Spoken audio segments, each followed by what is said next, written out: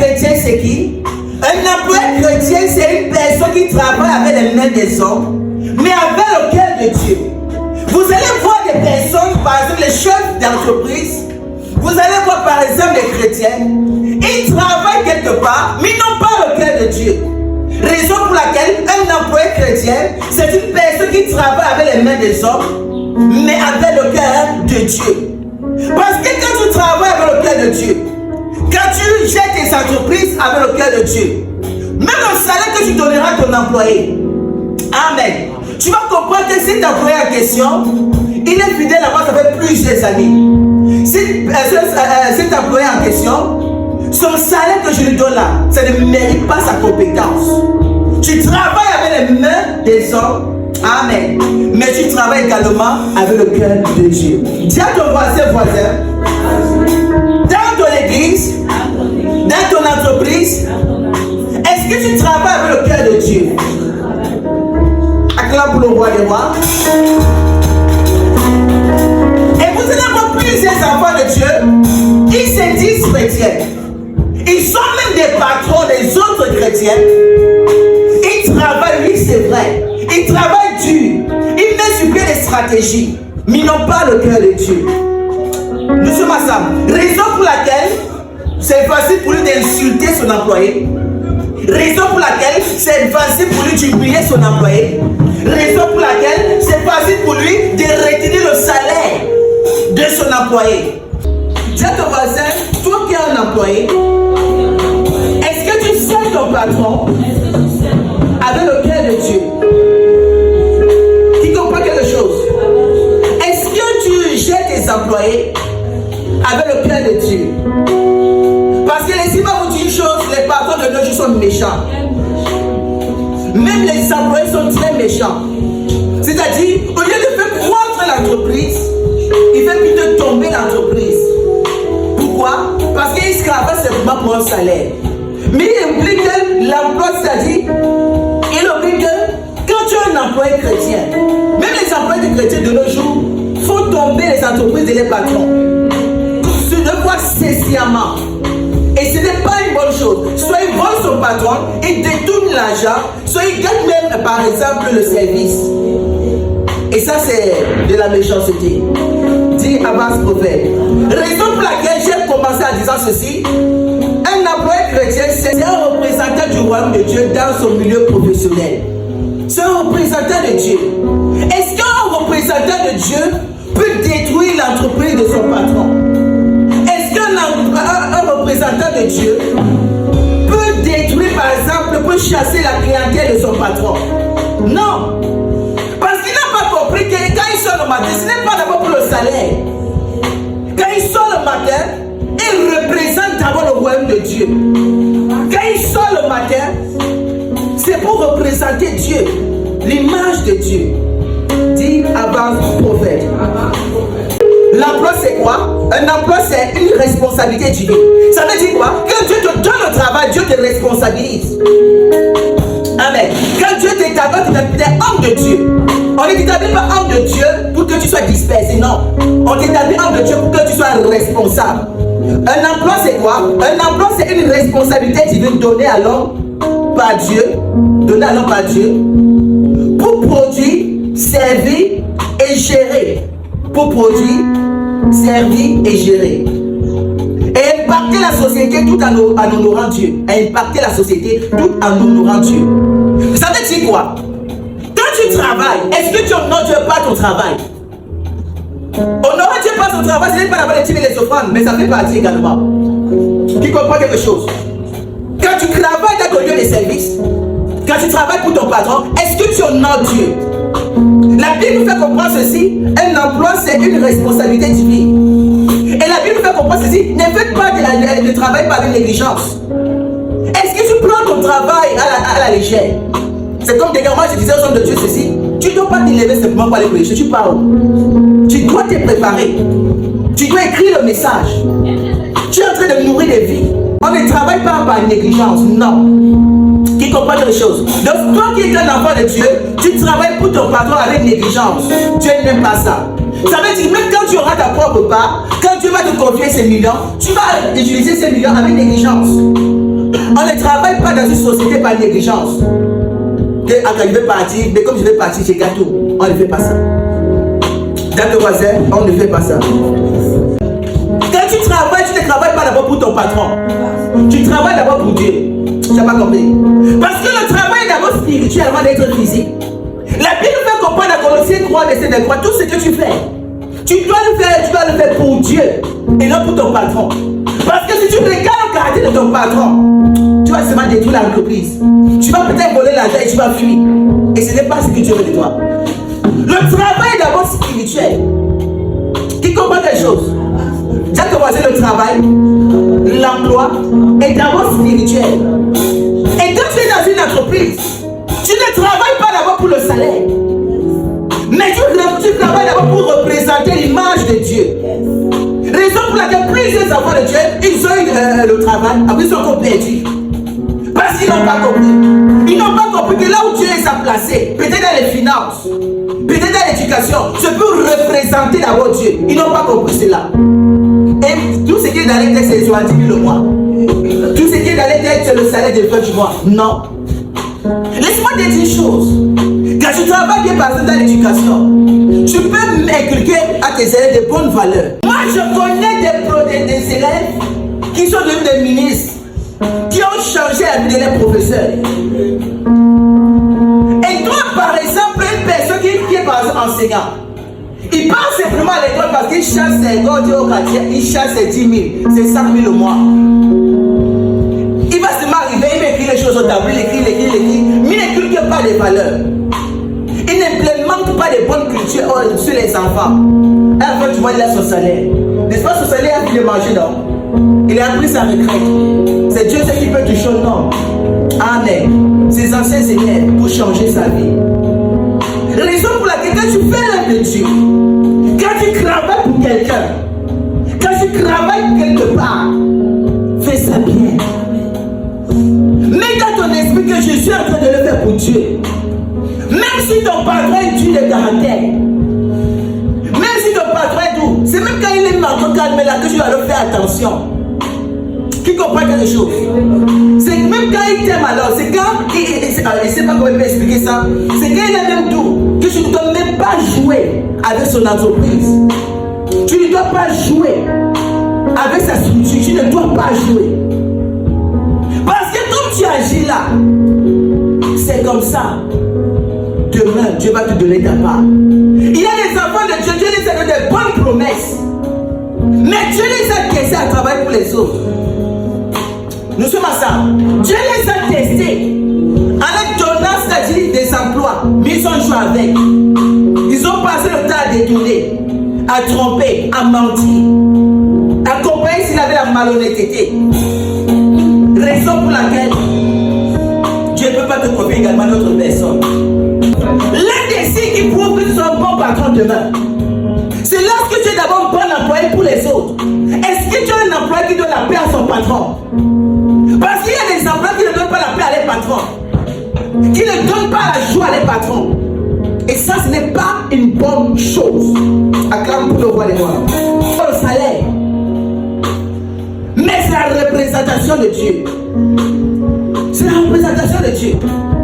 Parce que si par exemple tu fais ce que tu fais, tu ne le fais pas bien, par la suite, peut-être tu pourras me quitter cet emploi. Tu ne seras pas recommandable. Tu ne seras pas recommandable. Tu ne seras pas. Oui, tu peux faire ton travail. Oui, c'est vrai. Mais tu accompagnes s'il avait trop de malhonnêteté.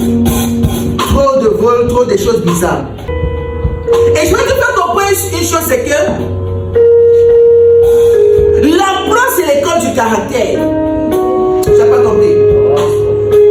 Le travail, le domaine professionnel, c'est une école de caractère. Quand je dis que c'est une école de caractère, cela veut dire quoi? Ça veut dire, c'est dans ton emploi qu'on verra si tu es discipliné ou pas.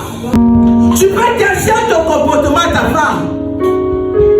Tu peux mentir à ta femme que tu es doux, tu es amer. Mais dans ton emploi, là où tu travailles, c'est là qu'on verra si tu es méchant ou pas. Parce qu'il y a une différence entre être méchant et être rigoureux. Être méchant, méchant, c'est de faire du mal. Comment ça tu peux retenir le salaire de ton employé? Comment ça tu es un employé, tu mets le bateau sur les roues à ton collègue? Ça révèle notre discipline. L'emploi révèle notre discipline. Ça révèle également notre excellence, si on est excellent ou pas. Être excellent ne veut pas dire que tu es parfait, non. Mais c'est bien faire son travail avec le cœur de Dieu. Tu n'as pas compris? Le travail révèle également ton comportement. Tu dis que tu n'es pas jaloux, non? On va voir ça quand tu vas travailler. Quand ton collègue va faire des rendements que toi tu ne fais pas, par moment tu permettras ça pour régaler ton cœur. Si tu vas mettre le poison dans son thé, si tu vas passer ton temps à mentir avec son nom, mais Dieu te regarde. Tu dis que tu es un enfant de Dieu, non? Ton caractère sera transformé là où tu vas travailler. Non, toi qui vas se mettre au travail, Seigneur Jesus, le travail, calme-toi. C'est là qu'on va voir s'il y a que les liens de vol en toi, dans ton sang. C'est là qu'on va voir s'il y a que le lien de la tromperie dans ton sang. C'est là qu'on va voir s'il y a que les liens du détournement dans ton sang. C'est là que tu vas remarquer que les liens que tu as ici dans le monde, tu as l'impression que ça veut se réveiller dans ta chair. Puis encore, si tu es encore patron, tu te regardes. Nous sommes ensemble. C'est dans ton lieu de professionnel, domaine professionnel que Dieu voit. Si tu as fini avec la convoitise de la chair, c'est dans le domaine professionnel que Dieu voit. Si tu as fini avec la convoitise des yeux, si tu es prêt à tuer, simplement parce qu'il te faut le positionnement. Si tu es prêt avec un père de famille, perdre son travail à cause de ta jalousie, c'est dans le domaine professionnel que Dieu regarde tout cela. C'est là que Dieu voit si tu as fini avec l'orgueil. C'est dans le domaine professionnel. Par moment, Dieu va permettre qu'on employé te parle mal. C'est là que Dieu voit si tu as fini avec ton orgueil. Par moment, le patron, tu le vois, il est toujours calme, mais il te gronde. C'est là que Dieu va voir si tu as fini avec l'orgueil. Dis à ton voisin, les employés chrétiens. Qui comprend quelque chose? En fait, c'est l'école où Dieu utilise pour travailler ton caractère. Et vous allez remarquer une chose. Deux fois, les gens qui sont désobéissants, deux fois, les gens qui ont refusé que la prédication les change, deux fois, les gens qui ont refusé que les conseils les changent, Dieu les donne un patron dur pour briser leur orgueil, pour bouleverser les jalousies.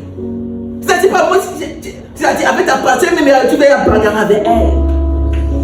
Mais toi, tu ne comprends pas en fait que tu représentes le royaume de Dieu. Toi qui refuses que l'enseignement te change, toi qui refuses que la parole de Dieu te change. Amen. Même les hommes de Dieu, quand tu es dans une vision, tu peux servir Dieu, mais tu es oublié. Ah oui. Dieu va permettre que tu sois dans une vision de Dieu pour voir si tu as fini avec l'orgueil. Donc, quand spirituel tu fait telle chose, toi je fais le contraire. Dieu dit seulement, tu n'as pas compris. Tu n'as pas compris.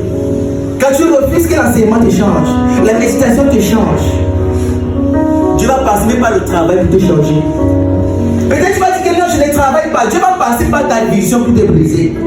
Tu n'as pas compris.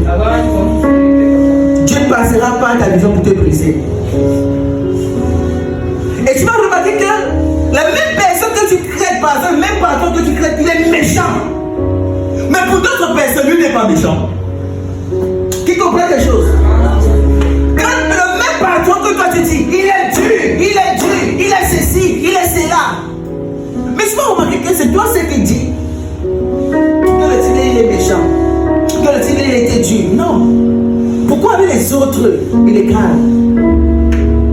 Pourquoi avec les autres tout marche bien? Ça veut dire que tu sais certainement tu as un problème. Tu n'as pas compris. Certainement tu as un problème. et mon fils disait la dernière fois, pour résoudre un problème, tu dois le reconnaître que moi là, j'ai un problème avec la jalousie. Tu dois reconnaître que moi là, j'ai un problème avec l'orgueil. Tu dois le reconnaître. Tu dois le reconnaître. Qui comprend quelque chose? Un emploi, c'est encore quoi? Un emploi, c'est un canal de subsistance ou de provision. Comme la Bible nous fait comprendre dans 2 Thessaloniciens 3, verset 10, on va lire. Et quelle image donnes-tu de ton Dieu?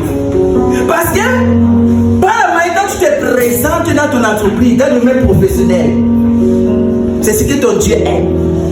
Si dans ton lieu de service, tu te présentes comme une personne orgueilleuse, une personne que ne peut pas reprocher. C'est-à-dire dans l'entreprise de ton patron, tu peux dominer le patron. C'est pas comme ça que Jésus se représente. Quand Jésus lui, était sur la terre, il glorifiait toujours Dieu.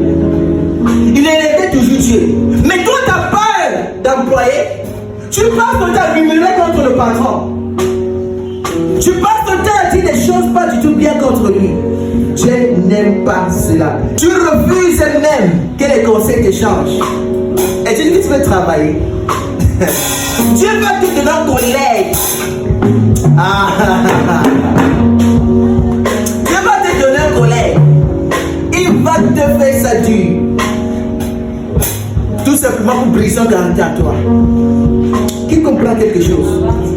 Est-ce qu'on peut lire? Connaissent. Ils travaillent pour manger. Mais c'est pas qu'ils travaillent pour représenter le royaume de Dieu. Lui, c'est pas qu'il travaille. Il doit travailler avec le cœur de Dieu. Nous sommes à ça. Il travaille, lui, c'est vrai. Mais il ne travaille pas avec le cœur de Dieu. Il est homme de Dieu. Mais il ne travaille pas avec le cœur de Dieu. Il est leader d'une vision. Mais il n'est pas leader de la vision avec le cœur de Dieu.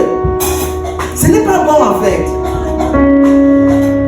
Qui comprend quelque chose?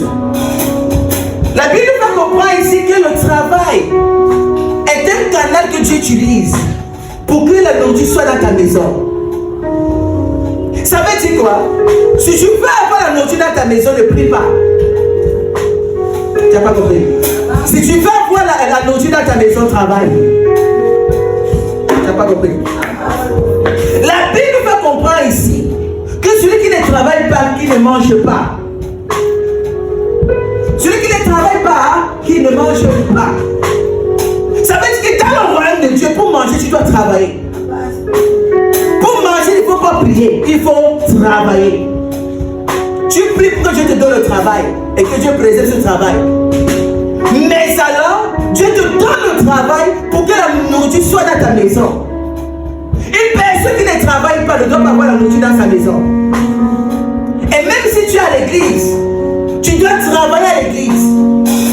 Qui comprend les choses? Parce qu'il y a des personnes comme moi, ça fait que tu chantes, tu n'as pas d'emploi, mais tu travailles à l'église. Raison pour laquelle la Bible fait comprendre ceci, c'est qu'il travaille pour l'hôtel, doit manger de la nourriture de l'hôtel. Raison pour laquelle Dieu peut permettre que l'homme de Dieu prenne peut-être de l'argent et donne pour la ration. Parce que tu travailles dans le temps. Parce que tu nettoies le temps. Parce que tu prends soin du temps. Et c'est la même chose que j'ai compris même quand dans mon parcours scolaire. À l'époque, j'ai fréquenté ici à Madeleine. Amen. Et un bon matin, mon père me dit que Madeleine, c'est fini. Peut-être que j'étais à 5h30, c'est là que moi je montais ici là pour aller à l'école. Des fois même à 8h, il y a toujours à ça, il était même toujours encore le premier. Un bon matin, mon père me dit que bon, il y a mon fils là, je l'avais élevé là, la chambre où tu dormais là, il dormait ici, il est devenu proviseur. Tu dois aller au lycée Leclerc. La fille là, où m'a d'abord touché l'électricité, il commence à aller au lycée Leclerc. Je dis non, tu dois partir là-bas. Amen. En fait, Dieu m'a envoyé là-bas en mission. Tu n'as pas compris. Par moment, le poste que Dieu te donne, le travail que Dieu te donne, ce n'est pas d'abord le salaire. C'est comme si tu allais de mes fils. Oui, c'est vrai, tu travailles où tu travailles là. Mais tu n'es pas là-bas pour le salaire, mais tu es là-bas pour apprendre. Tu n'as pas compris. Ce n'est pas partout où tu pars travailler que tu es d'abord là pour le salaire. Ce n'est pas d'abord le salaire. C'est d'abord pour apprendre. Il y a de mes fils comme ça, même mes filles, j'ai prophétisé pour eux. Je les ai dit, tu travailles comme ça. Ne regarde pas le salaire. Ne regarde pas les chiffres à la fin du mois. Ne regarde pas ça. Tu es là-bas pour représenter Dieu. Et de Dieu encore, tu es là-bas pour apprendre. Parce que quand tu vas lancer tes entreprises, tu vas quitter de là-bas. Mais d'autres ne comprennent pas ça. Si tu étais programmé ton entreprise du pied, c'est facile d'être patron, non? Par moment, quand tu n'es pas patron, c'est facile de juger. C'est facile de critiquer. Mais quand tu mets patron là, gère alors. Parce que quand tu es patron, tu as d'abord la pression que les gens qui travaillent pour moi doivent manger. Je dois les payer. Même si c'est bon ou ce n'est pas bon. La seule chose qui veut simplement non, salaire. Raison pour laquelle, toi qui travailles, toi qui es un employé, tu dois avoir le cœur de Dieu. Ce n'est pas tout partout tu travailles, donc tu regardes d'abord le salaire. Non! Sois sage. Je n'ai pas compris. Tu peux travailler dans un endroit. Ne regarde pas d'abord le salaire. Non! C'est tellement Dieu te met dans ce domaine pour apprendre. Mais la seule chose c'est que tu veux gagner. Et c'est ça qui tue les jeunes. Qui tue plusieurs personnes. Je gagne quoi? Non. Il y a un temps où tu as appris. Il y a une de mes filles comme ça, elle était venue en consultation, elle dit que non. Le temps pour toi d'apprendre est fini. Le temps pour toi d'apprendre c'est fini. Tu as fait plus de 5 ans, tu as appris. Le temps maintenant pour que toi, tu dois te construire, c'est maintenant. Amen. Et comme c'est maintenant, tu ne dois plus choisir n'importe quoi pour choisir. Tu ne dois pas te dévaloriser. Non. Tu dois te valoriser. Valoriser les compétences que tu as mis en toi. Il y a certains emplois, tu t'as mis là-bas. Pas d'abord pour le salaire, mais pour apprendre. Qui comprend quelque chose? Pas d'abord pour le salaire, mais pour apprendre. Pas peut-être pour toi, mais peut-être pour ta femme. Mais peut-être pour ton enfant. Pas peut-être pour toi, mais peut-être pour ton fils spirituel que tu auras dans 5 ans, 2 ans, 3 ans. Mais la plupart des personnes, comme ils ne travaillent pas avec le cœur de Dieu, ils vont dire, c'est petit. Ils oublient qu'ils sont les débuts. Ce sont les commencements. Be careful. Dis à ton voisin, be careful. Dis à ton voisin, be careful.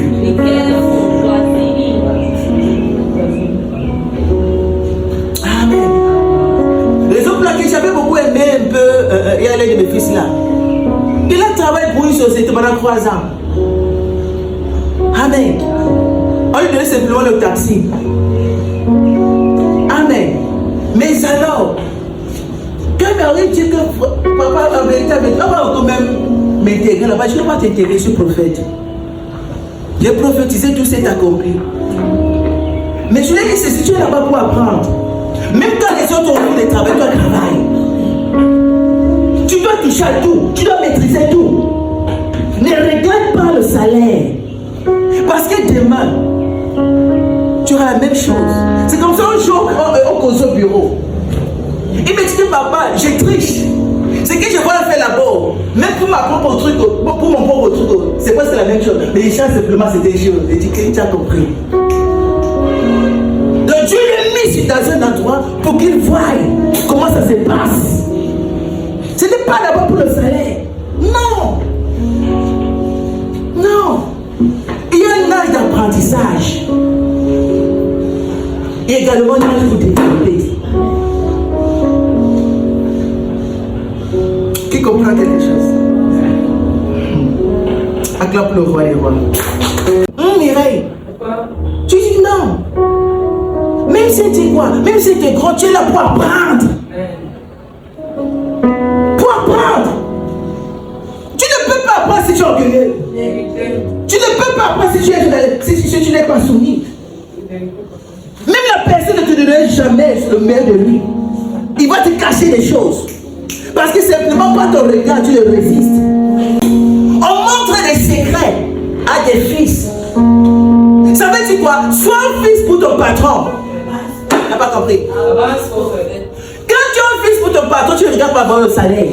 Tu regardes d'abord les intérêts de ton patron, les intérêts de la société. Mais plus ces personnes qui travaillent, ils ne travaillent pas comme des fils, mais ils travaillent simplement pour le salaire. Raison pour laquelle même ces fournisseurs ne peuvent pas te dire, même ces sécurités ne peuvent pas te dire, même si tes endroits vous ne pouvez pas partir, parce que tu n'es pas un fils pour lui. Parce qu'un vrai patron regarde ses employés comme ses enfants. Tu n'as pas compris? Un vrai patron regarde ses employés comme des enfants. Ça veut dire quoi? Je sais qu'il doit manger. Je sais qu'il a son loyer à payer. Je sais qu'il a ses enfants à scolariser. Mais est-ce que le salaire que je lui donne ici, est-ce que ça peut suffire? Sois fils pour ton patron. Et un fils ne travaille pas d'abord pour le salaire. Il travaille d'abord pour les intérêts de la société et de l'entreprise. Et tu vas voir qu'il va voir que tu es un fils pour lui. Il va te confier des grandes choses. Par moment, vous fermez les entrailles. La mentalité de la petitesse. Tu as pas la mentalité que je travaille d'abord pour évoluer la chose, pour l'honneur de mon patron. Et c'est la même chose qui se passe même dans plusieurs visions. Il y a certains hommes de Dieu qui disent, mais il est Dieu, il est ceci. Non, il n'est pas Dieu. Amen. Ce sont ces motivations qui cassent en toi en fait. Oui, c'est vrai, tu connais Dieu, c'est vrai, tu es né de nouveau. Mais tes motivations ne sont pas encore pures. Tu ne travailles pas pour que l'œuvre avance. Mais tu travailles pour être peut-être vu. Ce n'est pas une bonne chose. Dis à ton voisin, ce n'est pas une bonne chose. Amen. Quand tu travailles dans la société de quelqu'un, dans l'entreprise de quelqu'un, ce n'est pas que toi tu sois vu, c'est pour que ton patron soit vu. Tu n'as pas compris? Quand tu travailles dans l'entreprise de quelqu'un, ce n'est pas que toi tu sois vu, c'est pour que ton patron soit vu. Amen. C'est pour que la société de ton patron soit vue. Mais il y a des personnes, ils sont des patrons dans les entreprises et les patrons. Tu ne peux pas donner. Il n'y a pas de capitaine dans un bateau. C'est impossible. Non. Tu ne peux pas être un patron dans l'entreprise de ton patron. Tu ne peux pas donner. Par moment, il y a des gens qui viennent me voir, oh papa, telle personne est persécutée. Je dis non, c'est toi qui dois changer. Oh papa, oh ma, non, tu sais, non, c'est toi. Tu dois changer.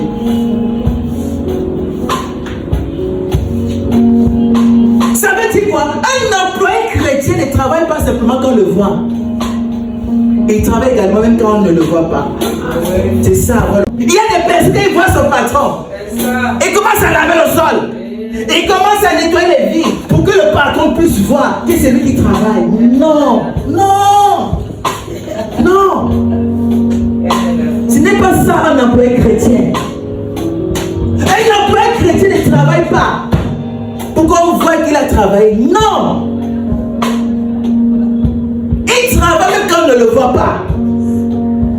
Il prend la structure de son patron à cœur. À cœur. Mais je vois, il commence à travailler comme le patron arrive. Il connaît que le patron, quand il parle et qu'il t'a 12, il va d'abord boire 3 bières. Quand il va boire 3 bières là, disons 14 et 15 là, il va dire, il va faire 2 heures de temps, ensuite on va rentrer. C'est quand il voit son patron, il part, il cherche quoi faire. Même s'il n'y a rien à faire, peut-être sur le moteur du véhicule, il commence à manipuler pour montrer qu'il travaille. Non. Tu travailles, oui, c'est vrai. Tu n'as pas le cœur de Dieu. Ah. Un employé chrétien qui détourne et vole son patron. C'est vrai, tu travailles, mais tu n'as pas le cœur de Dieu. Parce que quand tu voles dans la société d'autrui, quand tu détournes dans la société d'autrui, amen. Laisse-moi également te dire une chose. Tu auras ta parole. Ce sont les chrétiens sans vision qui croient qu'ils vont mourir dans les boulots.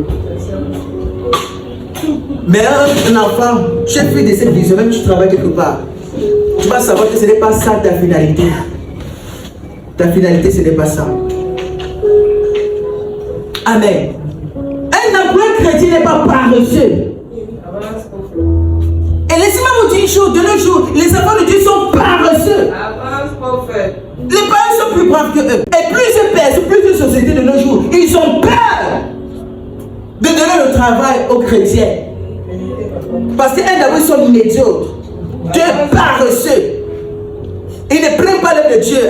Non, il y a un temps du spirituel et un temps également du travail. Même Josué a dit ceci, même tu as dit à Josué, médite ces paroles jour et nuit. Selon la parole de Dieu, où tu dois méditer là, c'est chez toi. Le jour, pas de jour là, c'est le matin avant d'aller au travail. Quand on parle de nuit, c'est quand tu es rentré du travail. Ça peut arriver, oui, ça peut arriver qu'en journée tu médites, oui, qu'il n'y a pas le travail. Mais pas qu'à l'aide du travail, tu veux méditer. Je veux montrer que tu es plus spirituel que qui. Non. Si tu veux prier les aides de pause, prie dans ton aide de pause. Oui, prie dans ton aide de pause. Ne prie pas à la période où il faut travailler. Il y a des aides de pointe, comme on dit au Cameroun. Les aides, il faut pointer. Tu ne dois pas prier. Non, tu ne pas prier. Tu sors. Qui comprend quelque chose? Un employé chrétien n'est pas celui-là qui se plaint constamment. Vous allez voir des employés chrétiens de nos jours, ils passent son temps à se plaindre. Il se plaint de son patron, il se plaint de ses collègues. Tout le monde est mauvais sauf lui. Fais attention, démon. Le patron est démon, les employés sont démons. Lui, il est le seul qui est juste. Fais attention. Dis à ton voisin, be careful. Dis à ton voisin, be careful. Non. Une personne qui passe son temps à se plaindre, il ratera sa saison. Il vient toucher à l'état. Amen. Il y a des employés comme ça, son patron vient de loin et commence à l'insulter. Ton patron passe sur murmure. D'autres, il y a des personnes, on a même enregistré les conversations des employés et c'est négatif avec les patrons. Une personne dont tu ne nommes pas, tu ne peux pas recevoir de lui. Si tu ne nommes pas ton patron, tu ne respectes pas ton patron, tu ne vas pas recevoir ce que tu dois recevoir entre ses mains. Ça ne se passe pas comme ça. Non. Tout patron va toujours aimer celui-là qui est soumis. Tout patron va toujours aimer celui-là qui est obéissant. Tout patron va toujours aimer celui-là qui est serviable. C'est normal que ton patron puisse aimer l'autre, il ne t'aime pas. Parce que tout patron mérite l'honneur. Il a droit à l'honneur. Raison pour laquelle il peut s'ouvrir ses entrailles.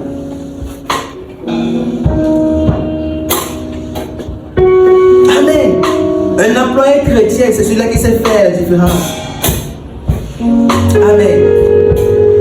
Entre foi et travail. Nous sommes ensemble. Oui, tu es là pour représenter le royaume de Dieu, oui, c'est vrai. Et si tu as permis que tu sois où tu es là, c'est pour gagner des sommes, oui, c'est vrai. Mais tu dois faire ça dans l'ordre. Dis à ton voisin, tu dois faire ça dans l'ordre. Tu dois faire ça dans l'ordre. Tu dois faire ça dans l'ordre. Je prends même quand j'étais à l'école, je prophétisais sur mes camarades. Ce n'est pas que le professeur fait pour l'avoir et prophétiser sur mes camarades. Non, c'est pas ça comme ça. Il y avait les océans, lui c'était un nombre de Sylvanie, ça ne se passe pas comme ça, non. Amen. Il faut même les demander. Ça ne se passe pas comme ça. Ou bien je commence à aller parler de Jésus, je commence à les évangéliser à l'heure que le professeur enseigne. C'est un manque de respect. C'était peut-être à un poste que je prophétisais sur eux. À un poste qu'on causait beaucoup, on partageait la parole de Dieu. Ou bien la rentrée. Quand il faut rentrer, tout le monde reste là, commence à prophétiser sur eux. Je commence à aller devant. Amen. Et dérive autre chose. C'est l'un de ceux qui l'orgueille. C'est l'un de ceux qui prouve que la personne qui est devant ne peut rien lui rapporter. Il n'a rien à lui donner. L'homme de Dieu prêche devant par exemple, que tu parles autre chose derrière. C'est l'un de ceux qui donne l'orgueil. C'est ce qu'il dit là-bas, ça n'a pas de sens. Ce qui dit là-bas, le Père vient me rapporter. Ça, ce n'est pas bien. Je suis un désordonné spirituel. Et le don devient mon danger pour moi et pour mon ami. Et pour mon camarade de classe. C'est devient un danger. Il y a la part des choses. Le professeur sait peut-être la mathématique. Il y a des personnes qui ne comprennent pas. Ils ne comprennent pas là. Ils vont comprendre en classe. Ils doivent recopier. Mais si moi il appelle déjà à dire que le temps tu vas être sauvé. Oh, non. Je crois faire bien et je fais mal. C'est pas parce que tu as relâché un message que ça veut forcément dire que tu as relâché ça au bon moment que tu as voulu. Ah oui. Tu peux être talentueux, mais si tu mets ce talent à un mauvais moment, ça n'a pas d'impact ni de valeur. Raison pour laquelle même nos enfants qui partent à l'école et qui prophétisent là, ils doivent faire la part des choses. Amen. Et même quand je voulais me prophétiser sur quelqu'un, peut-être c'est le matin, je te donne une prophétie et on se voit après. Amen. Ce n'est pas qu'à l'heure du coup, non. Ce n'est pas comme ça se passe. C'est le premier message de ce programme que Dieu voulait te donner, que Dieu bénisse sa parole. Acclame le roi des rois.